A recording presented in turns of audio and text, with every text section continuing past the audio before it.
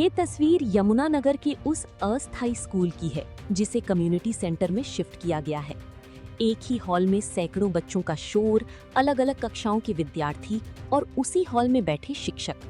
जब हमारी team school पहुंची तो अधिकांश शिक्षक अपनी जगह पर दिखाई नहीं दिए। कैमरा देखकर कुछ शिक्षक तुरंत सक्रिय हो गए और बच्चों के बीच पहुंचकर पढ़ाने का दिखावा करने लगे। वहीं कुछ शिक्षक कैमरे को रोकने और अनुमति का हवाला देने में जुट गए, लेकिन कैमरा उन सच्चाइयों को पहले ही रिकॉर्ड कर चुका था जिन्हें छिपाना अब आसान नहीं था। सोचिए, जहां एक कमरे में 20 बच्चों का शोर संभालना मुश्किल हो, वहां 500 बच्चों को एक साथ बैठाकर शिक्षा देने का दावा कितना वास्तविक होगा। सबसे बड़ा सवाल ये है कि आखिर इन बच्चों का भविष्य किसके भरोसे छोड़ा गया है। 1 से 12वीं तक कक्षा का स्कूल कम्युनिटी हॉल के अंदर शिफ्ट किया गया था जी।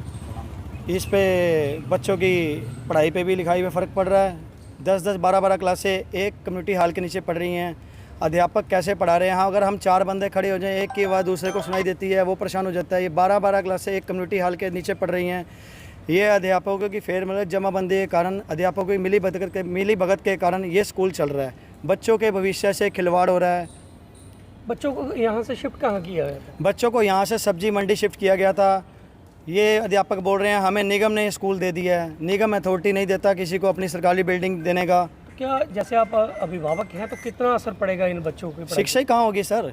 4 बंदे अगर हम बात कर लें आपस में, एक दूसरे की बात तो सुनाई देती नहीं है। 12-12 क्लासें एक छोटे से कम्युनिटी हॉल के अंदर पढ़ा रहे हैं। 12-12 क्लासें जिसमें 500 बच्चे हैं। ये बच्चों के भविष्य से, बच्चों के एजुकेशन से सब सख्त खिलवाड़ हो रहा है। जिसके जिम्मेवार ये अध्यापक हैं, अंदर जो भी पढ़ा रहे हैं बच्चों को, जो मिली भगत से स्कूल चला है, सब के सब जिम्मेवार अध्यापक हैं। बच्चों की मिली भगत से काम हो रहा है। अंदर 440 वाट के 2 ट्यूबवेल हैं जी, जिनकी तारें ओपन हैं और मधुमक्खी का छत्ता लगा हुआ है। ना करते अगर किसी बच्चे ने भी हल्का सा भी कुछ कर दिया, ये सारे अध्यापकों को, बच्चों को जानलेवा बीमारी फैल सकती है मधुमक्खी के काटने के कारण। वहीं दूसरी ओर अधिकारियों का कहना है कि बच्चों की शिक्षा प्रभावित ना हो, इसके लिए उन्हें जल्द ही दूसरी स्कूलों में शिफ्ट किया जाएगा। लेकिन बड़ा सवाल अब भी कायम है, क्या शिक्षा विभाग को ये बदहाल व्यवस्था पहले दिखाई नहीं दी, या फिर बच्चों का भविष्य प्रशासन की प्राथमिकता ही नहीं था। हमीदा में एक स्कूल है जिसमें 500 बच्चे हैं और 20 टीचर, एक ही हॉल के अंदर +2 तक की क्लासें लग रही हैं।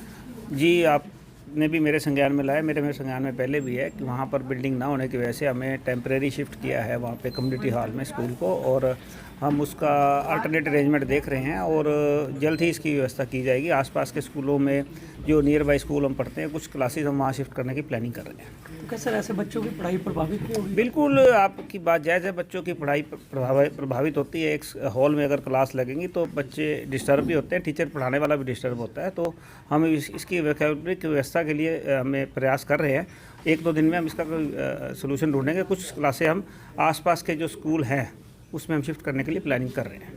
1 से 12वीं तक के छात्र एक ही हॉल में बैठने को मजबूर हैं और बोर्ड परीक्षाओं की तैयारी करने वाले विद्यार्थियों के सामने सबसे बड़ी चुनौती पढ़ाई का माहौल ही है।